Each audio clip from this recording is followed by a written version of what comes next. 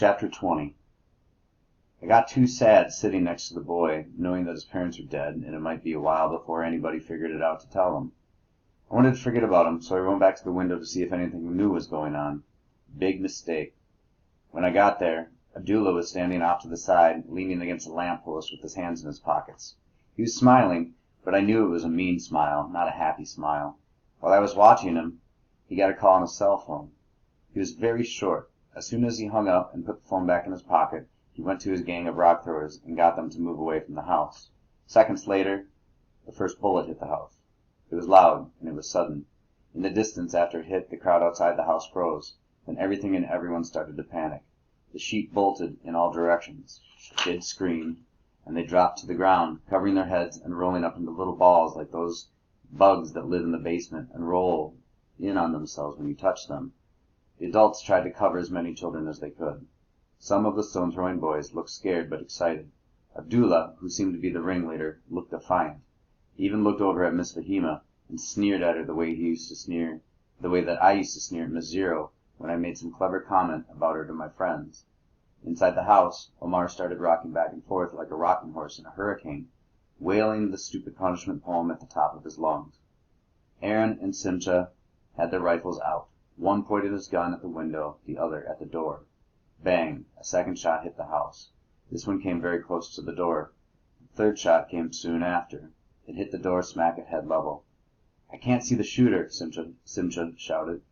"Are you crazy? Get away from the window." The rifle shots excited the stone-throwing boys. They picked up more stones and started heaving them at the house.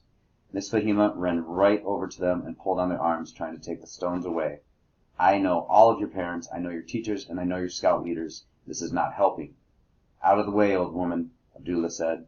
"If you had done your job right when you were younger and kicked the Israelis out, we wouldn't still be under their occupation today." "You need to listen," Miss Fahima said, trying to grab the rock out of Abdullah's hand. He pushed her away. She fell to the ground. "Hey, don't push my old teacher."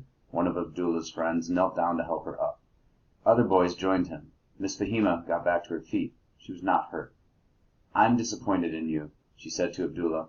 "You can make better choices. Think about the long term." "There is no long term," Abdullah said. "There's no tomorrow. There's only today and fighting back." "I'm going to see if I can see the shooter," Simcha said. "If I can see him, I can get him. Cover me." "Don't!" shouted Aaron. "You'll make things worse." Simcha started to open the door. Omar saw his chance and ran toward the opening. Aaron caught him and pulled him down on the rug. He put his boot on Omar's back, not roughly, but with enough pressure to keep the boy there. Omar was a scrawny little thing. It did not take much effort. Simcha threw open the door and unleashed a volley of bullets from his automatic rifle up in the direction of the sniper fire. Then he backed away and Aaron slammed the door shut.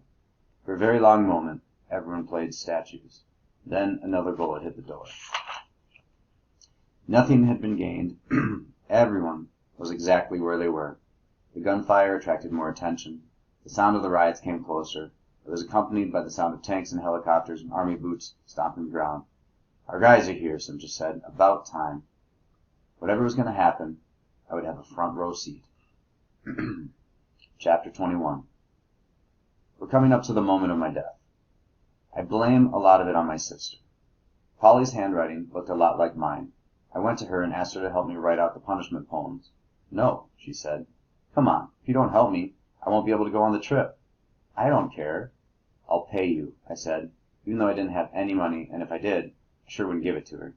"I don't need your money," Polly said, which unfortunately was true. After her furniture store radio commercial, other local businesses hired her too. She did a radio ad for the health food store and one for Dollar Days, the annual sidewalk sale Downtown Business Association put on. "Help me or I'll make your life miserable." "I'm not afraid of you," she said. "My friends wouldn't help me either. I wasted a lot of time trying to make them." "You should have done them as you got them," Josie said. "Everybody else did." I almost hit her. As the date of the class trip came nearer, I was forced to make a decision. I had to tell my parents about the detentions, or I had to do the detentions myself. They already knew about the trip. Polly the rat had told them, so they would know something was up if I wasn't on it. I decided to tell them about the detentions. "Miss Seelan has it in for me," I said. "Really, she's been terrible to me all year. I didn't tell you because I wanted to deal with it myself, but she's been really unfair. My mother ended up in the meeting with the teacher and the principal during a lunch hour. My father couldn't be there. One of his clients had died, and the family was fighting over the will, but I had to attend. This is about more than the class trip, my mother said. I don't care whether Claire goes to Washington with her class, or goes with us sometime on family vacation, or doesn't go at all, for that matter.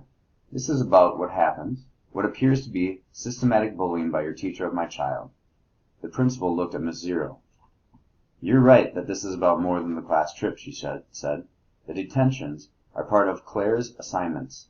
If she does not complete them, the incomplete work will bring down her overall average. Now, hang on a second, Mom said, getting up on her lawyer legs. Are you telling me that you might lower my daughter's grades if she doesn't write out some poem you arbitrarily assigned for detention? I had a very good feeling about the way the meeting was going, and I was right. The principal did not want to hassle with my mother. He directed Miss Zero to wipe out the crushing load of punishment poems. He didn't say crushing load, but that's what it was, and to find another more reasonable detention for me to do. Miss Zero just nodded and said, all right. She didn't argue. She did not look ashamed. She looked exactly as I imagined she would have looked if she had won. When I went back to class after lunch, my name was off the board. I got a lot of looks from other kids, and a lot of questions at recess. I thought about bragging, but I just didn't feel like it. I think I felt shame. I'm not sure. It's not something I was used to feeling, so I could be wrong.